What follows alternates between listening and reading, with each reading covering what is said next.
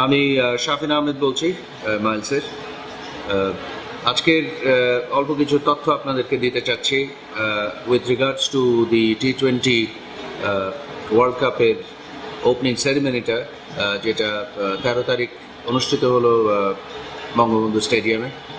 সেই অনুষ্ঠানের ব্যাপারে কিছু কথা বলার প্রয়োজন মনে করছি, বিকজ প্রথম বিষয়টা হচ্ছে যে ক্রিকেটকে ঘিরে যে অনুষ্ঠানগুলি রিসেন্ট বছরগুলিতে আমরা দেখে আসছি, এতে সবসময় আমরা দেখতে পাচ্ছি একটা পার্টিকুলার দেশের প্রাধান্য, এবং বিশেষ করে একটা দেশের কালচারের যে আধিপত্য আমরা লক্ষ্য করছি। এটা আমার মনে হয় শুধু আমি না, দেশের সকল ক্রিকেট ফ্যান এবং সঙ্গীত পিপাসু মানুষরা সকলেই কিন্তু এ ব্যাপারে বিরূপ মন্তব্য করছে। সুতরাং এই ব্যাপারে আর কত সময় লাগবে বুঝতে বা জানতে যে অনুষ্ঠানগুলি এত টাকার অনুষ্ঠান এইভাবে ফরেন আর্টিস্টদেরকে দিয়ে করানো পছন্দ করছে না দেশের মানুষ।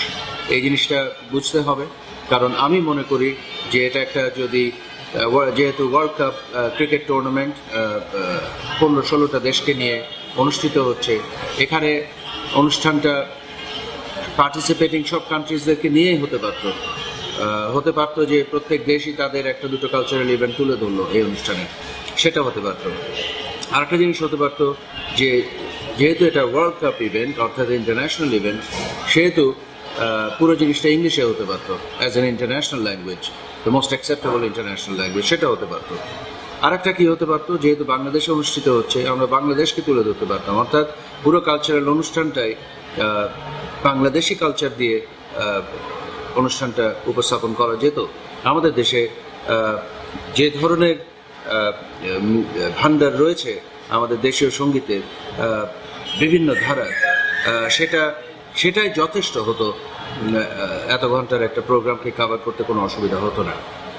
সো তিনভাবে জিনিসটাকে উপস্থাপন করা যেত। যার পাশাপাশি প্রশ্নটা এসে যায় যে তাহলে যেখানে একটা খেলার টুর্নামেন্ট 15-16টা দেশকে নিয়ে, সেখানে অনুষ্ঠানটা মূলত হিন্দি ভাষায় কেন হলো? এটা হচ্ছে প্রথম কথা। তারপরে বাজেটের কথা যদি চিন্তা করেন, এত বিগ বাজেটের একটা আইটেম কেন এই বাজেটের বিরাট অংশ, বেশিরভাগ অংশ দেশের বাইরে একটা দেশে পাঠিয়ে দিচ্ছি তাদের আর্টিস্টকে আনার জন্য, এবং তার বিনিময়ে আমরা কি পেলাম? আমরা পেলাম হিন্দি ফিল্মের কিছু গান, তাও আবার সি গ্রেড আর্টিস্টদেরকে দিয়ে, অর্থাৎ উইথ হিউজ রেসপেক্ট টু এ আর রহমান, যার কম্পোজিশনের গানগুলি প্রেজেন্ট করা হয়েছে।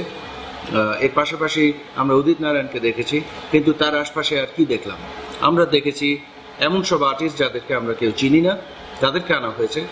আমরা দেখেছি ডান্সার্স, যেখানে খুব ভালগার ডান্সে ভরা পুরো অনুষ্ঠান, যেটার কোনো প্রয়োজনই ছিল না আমি মনে করি। এটা এর আগেও দেখেছি, এর আগের ক্রিকেটকে ঘিরে অনুষ্ঠানগুলিতেও আমরা লক্ষ্য করেছি যে এই ধরনের অপ্রয়োজনীয় এলিমেন্টস যোগ করা হয়েছে, যেখানে বাংলাদেশে এত পরিচিত শিল্পী রয়েছে। এরপরে একটু খেয়াল করে দেখেন যে আমরা বেশ কয়েক বছর ধরে এটা নিয়ে অনেক আওয়াজ তুলেছি, অনেকবার বিসিবিকে জানিয়েছি যে আপনাদের অনুষ্ঠানগুলিতে দেশীয় আর্টিস্ট থাকে না কেন, প্রাধান্য পাচ্ছে না কেন? এর কারণে এবারে হয়তো কিছু বাংলাদেশের আর্টিস্ট ছিল, ব্যান্ডস অ্যান্ড আর্টিস্টরা ছিল। তারপরেও দেখেন যে বৈষম্যটা কত বিশাল, যে এখানে বাংলাদেশি আর্টিস্টদেরকে 3 মিনিট, খুব রেসপেক্টেড ভেরি সিনিয়র আর্টিস্টদেরকে 3 মিনিট অর্থাৎ একটা গানের সময়, ব্যান্ডদেরকে দেওয়া হলো 20 মিনিটস করে, 4টা ব্যান্ডকে মাত্র। ওদিকে সন্ধ্যার দিকে গিয়ে গভীর রাত পর্যন্ত ঘন্টার পর ঘন্টা হিন্দি ফিল্মের সং দেখতে হয়েছে, এবং এই কনের গান শুনতে হয়েছে। এই কনের ব্যাপারটা, I have nothing personal, but the point is এই কন ইজ অ্যান আমেরিকান আর্টিস্ট, এবং আমি জানি যে আমেরিকা এই টুর্নামেন্টে নেই, আমেরিকা ক্রিকেট খেলে না। So why did we pick an American artist for this event? I don't know. তো বাংলাদেশি আর্টিস্টদের কথা বলছিলাম, এবং তাদেরকে যে স্বল্প সময় দেওয়া হয়েছে, এটাই বা কেন হবে? যদি ইনক্লুডই করলেন, তাহলে সম্মানজনকভাবে তাদেরকে ইনক্লুড কেন করলেন না? যে বিদেশি আর্টিস্টদের পাশাপাশি আমরা আমাদের দেশের আর্টিস্টদেরকেও সম্মানের সাথে তুলে ধরলাম, সময় দিলাম, যথেষ্ট সুযোগ দিলাম। আমরা যে ধরনের সাউন্ড অ্যান্ড লাইটের যা ব্যবস্থা হয়েছিল তার কিছুই আমরা পাইনি। সাউন্ড আর লাইটও বাইরে থেকে এসছে, এবং বড় সিস্টেম যেটা ইন্ডিয়া থেকে আনা হয়েছে, সেই সিস্টেমের মধ্যে আমাদের আর্টিস্টরা ঢুকতেই পারেনি। আমাদের জন্য আমাদের লোকাল কোম্পানির সাউন্ড কোম্পানির মাধ্যমে আমাদের যেতে হয়েছে। মাইলসের এখানে পারফর্ম করার কথা ছিল, 20 মিনিটস করে প্রতিটা ব্যান্ডকে টাইম দেওয়া হয়েছিল। এর মধ্যে দেখা গেল মাইলস যখন উপস্থিত মাঠে 3 নম্বরের ব্যান্ড হিসাবে বাজানোর কথা, এবং সেখানে যখন আমরা উপস্থিত তখন দেখা গেল চতুর্থ যে ব্যান্ডের বাজানোর কথা সেই ব্যান্ড স্টেজে, এবং তাদেরকে নির্দেশ দেওয়া হলো, গ্রে অ্যাডভার্টাইজিং ছিল এটার ইভেন্টে।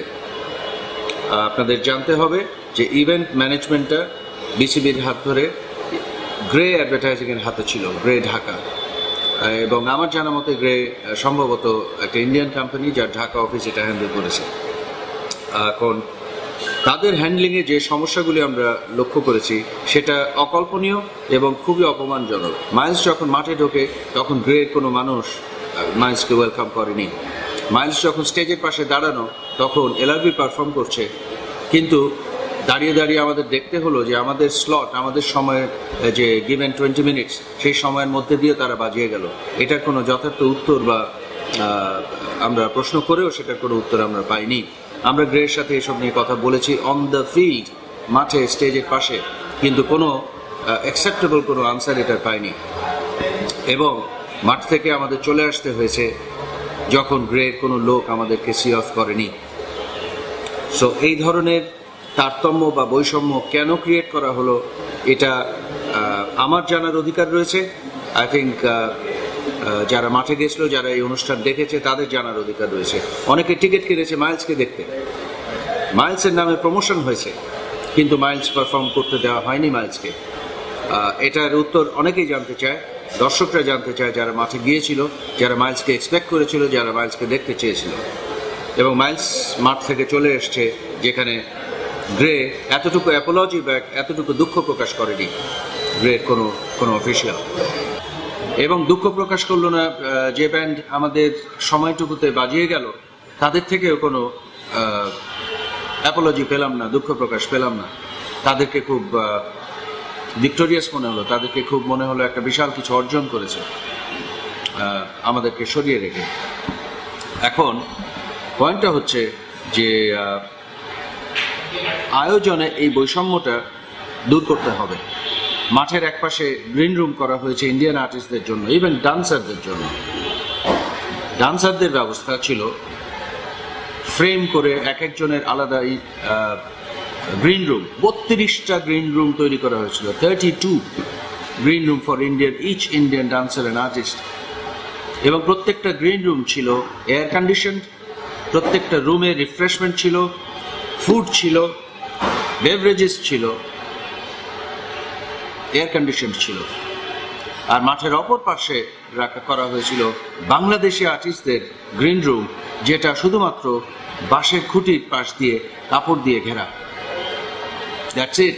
No AC, no refreshments, nothing. That was the green room for Bangladeshi artists. Why? আমরা অনুষ্ঠান করছি বাংলাদেশে, আমরা অনুষ্ঠান করছি বাংলাদেশের মাঠে, এবং বাংলাদেশি কোম্পানি, বাংলাদেশের টাকা, বাংলাদেশের cricket control board. So why are we suffering? আমাদের এই সিচুয়েশনটা কেন ফেস করতে হলো? আমি একজন আর্টিস্ট হিসাবে আমি গ্রে থেকে এবং যারা এই অনুষ্ঠানের সাথে জড়িত ছিল তাদের থেকে একটা এক্সপ্লেনেশন আশা করছি, এক্সপেক্ট করছি এবং এক্সপেক্ট করতেই পারি যে কেন এই ধরনের বৈষম্য হলো এবং কেন মাইলস বাজাতে পারলো না। That is one thing. এবং সেকেন্ড থিং হচ্ছে, শুধু আমি না, আর্টিস্ট হিসাবে না, দর্শক হিসাবে, শ্রোতা হিসাবে, বাংলাদেশের একজন সিটিজেন হিসাবে আমার পাশাপাশি আরও বহু লোক জানতে চায় যে অনুষ্ঠান এত নিম্নমানের কেন হলো, একটা ভাষায় কেন হলো, এবং মাইলস কেন বাজালো না। এই জিনিসগুলোর সঠিক উত্তর অতি শীঘ্র প্রয়োজন। ধন্যবাদ।